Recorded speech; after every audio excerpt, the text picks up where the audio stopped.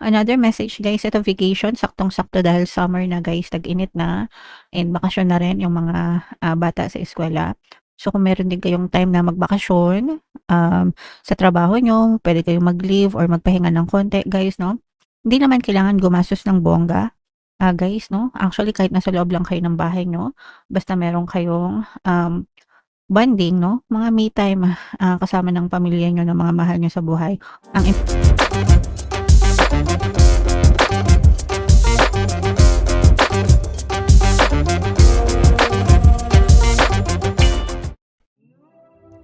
Hello guys, hello Cancer. Welcome back to Pinoy Pixie Tarot. Ang pamagat ng episode natin for tonight is messages from the universe guys para ngayong April to May para sa Cancer, Sun, Moon, Rising sign, and Venus. So, latag muna natin yung spread nyo guys. Kung ano lang yung makaresonate sa inyo, take that message kasi hindi lahat ng mensahe ay magre-resonate sa inyong Cancer.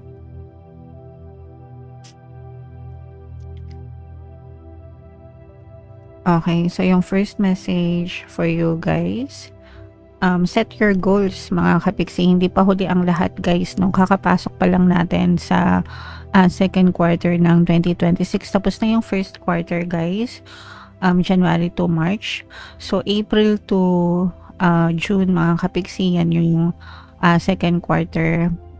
Kung hindi kayo nakapag-set ng goals nyo for 2026, ito na yung best time, no? Na mag-set kayo ng goals. And kung gusto nyong reviewin or baguhin yung mga goals nyo, kasi syempre, may mga times na nagbabago yung mga gusto natin. So, we also have to revisit our goals, guys. Pati yung mga action, yung mga plano na kailangan nyong gawin para matupad yung mga goals nyo. Okay? So, yeah, actually anytime naman pwede. Pero mas maganda talaga guys, kagaya nga nung palagi kong ina-advise sa inyo, every year mas maganda na gumagawa kayo or nagkikreate kayo ng goals nyo para alam nyo or namomonitor nyo kung may progress kayo sa buhay or wala, mga kapiksi. Okay? So yan yung first message para sa inyo guys. Another message guys is memories, no? So ito guys, cherish the memories of your loved ones and magtanim din kayo guys ng mga magagandang memories. So alam niyo naman guys, lahat tayo ay may expiration. Dito sa mundo mga kapiksi, nakikiraan lang tayo. Okay? Nakikiraan lang tayo and it's either mauna tayo or mauna yung mga mahal natin sa buhay guys, no? So, ang maiiwan lang sa atin palagi is yung mga memories guys. So, ano lang yung kumbaga, kahit sino man mauna sa atin, at least meron tayong mga memories na pwedeng balik-balikan, mga kapiksi. And another message guys, eto guys, malayo pa yung mararating nyo sa buhay. Huwag kayong matakot na sumubok ng mga bagong bagay sa buhay nyo, mga kapiksi, no? Hindi nyo malalaman yung resulta kung hindi nyo susubukan guys, no? And always remember na you can be, do, and have anything that you want. Kahit ano, pwede. Kahit imposible, pwede. Guys, as long as i-focus nyo yung attention nyo. And always tell yourself na deserve nyo yan, no? Deserve nyo na maabot yung mga pangarap nyo. Deserve nyo na magtagumpay and sumakses sa buhay, mga kapiksi. So, huwag kayong magpapigil guys, no? Go for gold, ika nga. Go after your dreams, chase your dreams mga kapiksi, para talagang maabot niyo yung mga pangarap niyo sa buhay. Another message guys, ito vacation, saktong-sakto dahil summer na guys, tag-init na and bakasyon na rin yung mga bata sa eskwela.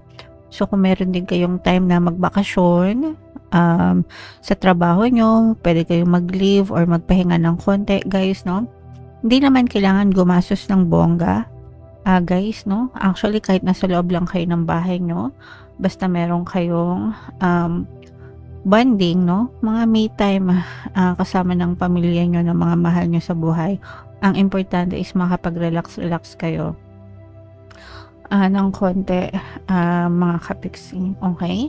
Kailangan niyo 'yan guys, kasi kailangan niyo recharge din ng energy niyo. Pakinggan niyo yung kanta ni Lalaboy na R&R. May tour si Lalaboy guys ngayong July, July, August. So sa mga fans ni Lalaboy guys, magkita-kita tayo sa July. And yung next message, eto, wow, so sobrang ganda nito, gratitude. Guys, ito yung sekreto para i-bless kayo sa buhay. Gratitude, mga kapiksi, no? Be grateful for all you have, guys, no? Maging, matuto kayong mag-appreciate, matuto kayong magpasalamat sa mga blessings na meron kayo, guys, no matter how big, no matter how small. Lahat ng meron kayo, it's a blessing from the universe, guys, no? Sometimes kasi hindi natin siya tinuturing na blessings kasi hindi naman sa take for granted. Akala natin normal lang yon, guys, no? But it's a gift, it's a blessing from the universe. The fact na gumigising pa kayo sa umaga, the fact na wala kayong sakit, the fact na nakakain kayo, may naiinom kayong tubig, may pambayad kayo ng kuryente, those are blessings. Yung iba kasi ang iniisip nila pag blessings yung mga malalaking bagay lang, yung mga big time lang, na malalaking pera, pagyaman, pag-unlad, pag-asenso or whatever. Hindi ganun, guys, no? As long as may natitiran kayo, as long as you have air in your lungs, you are blessed, and dapat yon, lahat yon pinagpapasalamat nyo, mga kapiksi. Most of the time natitake for granted yan kasi ayan, kaya imbis na magpasalamat, nagrereklamo. At tuloy, hindi nagkakaroon ng blessings. So, learn to be grateful, guys, no? If you have a gratitude heart, mas magaan yung pasok ng blessings sa buhay nyo. Cancer, okay? And we have Archangel Gabriel, guys. Ito yung dalawang message, mga kapiksi. So, we have first, yung communication, guys, no? So, ibig sabihin, nagiging maganda yung communication department nyo. Communication nyo sa ibang tao, trabaho, negosyo, relationship, socialization, whatever, guys, community. Pero maganda yung connection nyo, yung communication nyo with other people.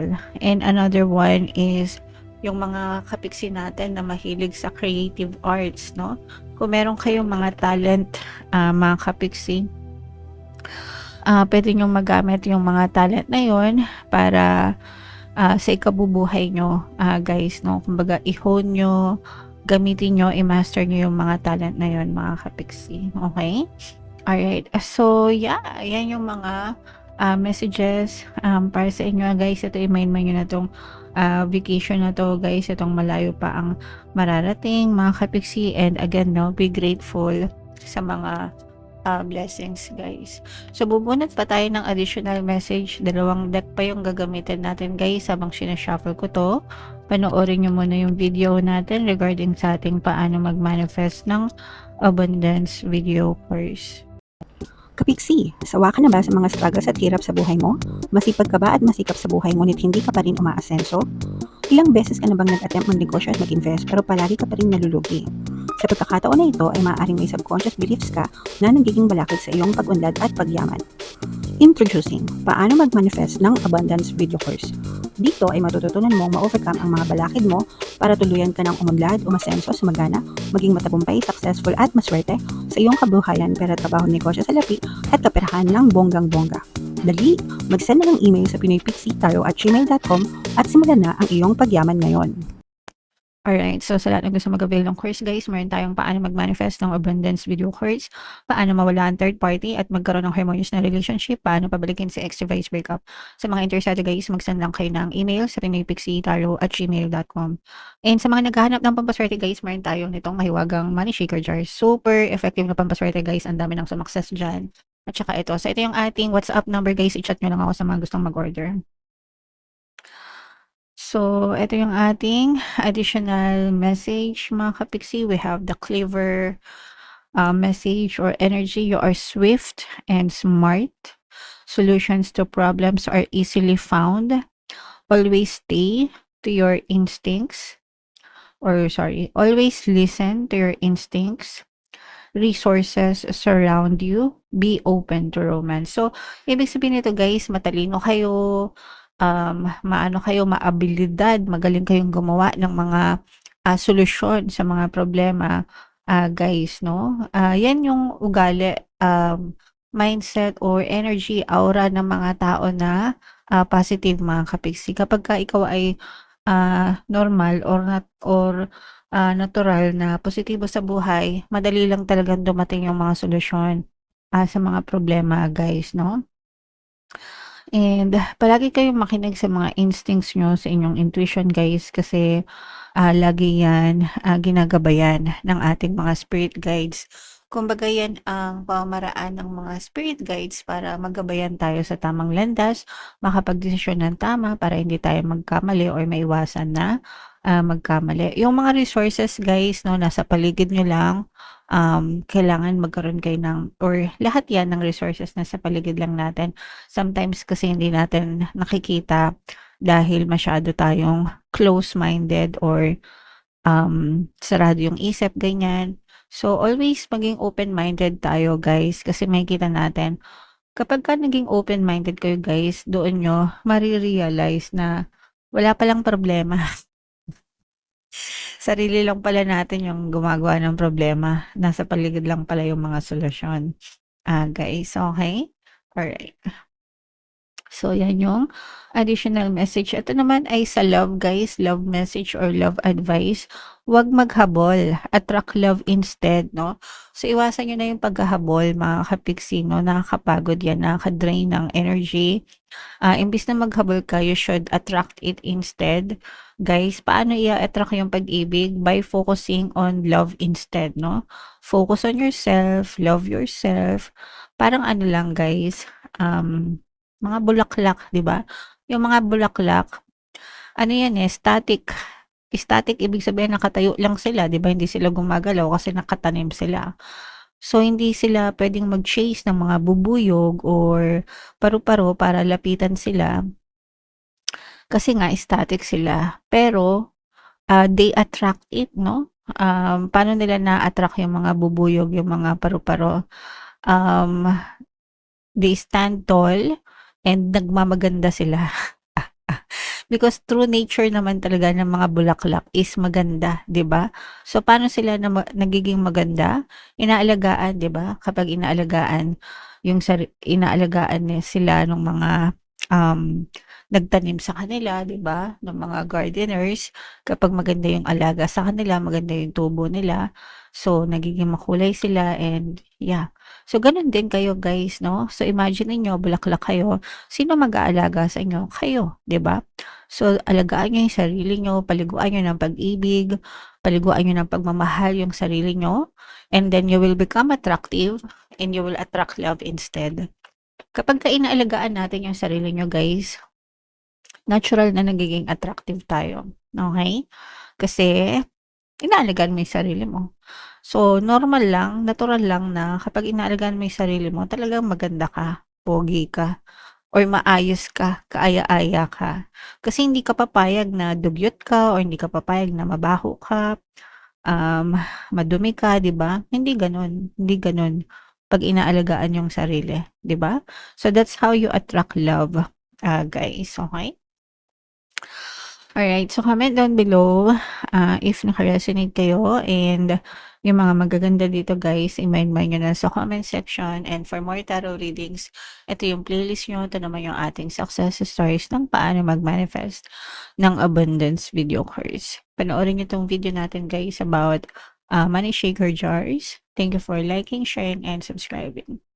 See you next time, guys. I love you all. Have a nice day. Bye-bye.